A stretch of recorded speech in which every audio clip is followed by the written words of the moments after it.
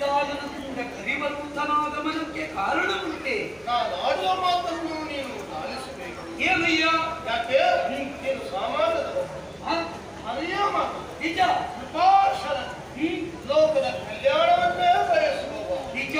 ಹಾಗಿರುವಾಗ ನನ್ನ ಕಷ್ಟವನ್ನು ನಿನ್ನಲ್ಲಿ ತೋಡಿಕೊಂಡು ಬಂದರೆ ನಿನ್ನಿಂದ ಪರಿಹಾರ ಖಂಡಿತ ಸಿಗುತ್ತದೆ ಎನ್ನುವಂತಹ ಸದುದ್ದೇಶದಿಂದಲೇ ಈ ಕುಸುಮಾವತಿಯರಿಗೆ ವಿನೋದಕ್ಕಾಗಿ ಅಲ್ಲವಲ್ಲ ದೇವೇಂದ್ರ ಸ್ನೇಹಾಚಾರ. ಪರಸ್ಪರ ಕಷ್ಟದಲ್ಲಿ ಸಮ್ಮಿಳಿತಗೊಳ್ಳುವುದಕ್ಕೆ ಅಲ್ಲವೇ? ಹಾಗಾಗಿಯೇ ಮಿತ್ರನಾದಂತಹ ನಿನ್ನಿಂದ ನನ್ನ ಕಷ್ಟಕ್ಕೆ ಪರಿಹಾರ ಒದಗಿಸಬೇಕೆಂಬ ಆಶಾಭಾವನೆಯಿಂದಲೇ ನಾನು ಅಷ್ಟೇ. ಹೌದು, ಪರಿಭಕ್ತನಾದ ನನ್ನ ಪಾಲಿಗೆ ಬಂದ ಕಷ್ಟ ಏನು? ಯಾರಿಂದಲೂ ಷಡ್ದಾಪುರವನ್ನು ಮಾಡಬೇಕಾದ ತಾರಕನೆಂದು ಬ್ರಹ್ಮನ ವರವನ್ನು ಪಡೆದು ಶಿವಕುಮಾರನಿಂದ ಮಾತ್ರ ಮರಣ ಎನ್ನುವಂತಹ ವರವನ್ನು ಪಡೆದು ನಾನು ಅಜೇಯತ್ವವನ್ನು ಸಾಧಿಸುತ್ತೇನೆ ಎನ್ನುವ ಹಾಗೆ ಹಕ್ಕಿನಿಂದ ನಡೆಯುತ್ತಾ ಅದರಲ್ಲಿ ಪಂಚಮಹಾಪಾತಕಗಳನ್ನು ಎನ್ನುವುದಲ್ಲದೆ ಸ್ವರ್ಗಲೋಕಕ್ಕೆ ದಾರಿಯುತ್ತ ಅವರಲ್ಲಿ ನಾವು ಗೌರವಕ್ಕೆ ನಿಂತೆವು. ಪರಿಣಾಮ ನಯಿಸೋದಬೇಕಾದ ಕ್ರಮೇಣ ನಮ್ಮ ಕಾಲಿಗೆ ಒದಗಿ ಬಂತು. ಕೈಲಾಸ ಇತ್ತು, ಅದನ್ನು ಬಿಟ್ಟು ಇಲ್ಲಿಗೆ ಬಂದೆಯ? ಬಂದದ್ದು ನಿಮ್ಮ ಸಹಾಯ ಸಿಗುತ್ತದೆ ಎನ್ನುವ ಕಾರಣಕ್ಕಾಗಿ. ನಾವು ಸಹಾಯಕ್ಕಾಗಿಯೇ ಇರುವವರು. ನಮಗಿಂತ ದೊಡ್ಡ ದೊಡ್ಡವರೆಲ್ಲ ಸಹಾಯಕ್ಕೆ ಇರುವಾಗ ನಮ್ಮಿಂದ ಏನು ಹೋದೆ ಬ್ರಹ್ಮನಲ್ಲಿ ನೀವು ದೊಡ್ಡವರನ್ನು ಬಿದ್ದೀರಾ? ಇಲ್ಲ, ಅರಿಯುವ ಹಾಗಿಲ್ಲ. ಹಾಗೆಂದು ಬ್ರಹ್ಮನಲ್ಲಿಯೂ ಹೋದೆವು, ನಿನ್ನ ಅಪ್ಪನಲ್ಲಿಯೂ ಹೋದೆವು. ಆ ಬಳಿಕ ನಾನು ಬಂದದ್ದು ನಾರಕಾಸುರನ ಮರಣ ಆಗಬೇಕಿದ್ರೆ ಬ್ರಹ್ಮನಿಂದ ಮರ ಎಂದು ಬಂದಿಲ್ಲ, ಶಿವಕುಮಾರನಿಂದ ಮಾತ್ರ ಮರಣ ಎನ್ನುವಂತಹ ವರವನ್ನು ಪಡೆದಿದ್ದಾರೆ. ಹಾಗಾಗಿ ಆ ಶಿವಕುಮಾರ ಹೋಗಬೇಕಿದ್ರೆ ಒಂದು ಕಾರ್ಯ ಆಗಬೇಕು. ಆ ಕಾರ್ಯ ನಿನ್ನಿಂದಲೇ ಆಗಬೇಕು. ನೀನೇನು ಮಾಡಬೇಕು?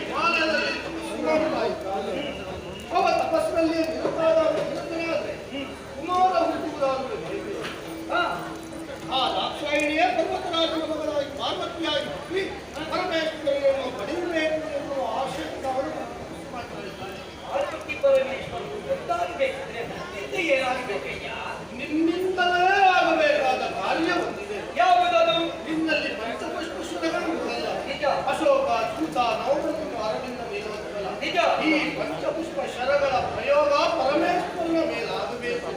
ಅವರಲ್ಲಿ ಪ್ರೇಮಾಂತರವಾಗಬೇಕು. ಪರಮೇಶ್ವರ ಪಾರ್ವತಿಯನ್ನು ಒಳಗಿಡಬೇಕು. ಆ ಉತ್ತೇರವಾಗಿ ಕುಮಾರನ ಜನನವಾಗಬೇಕು.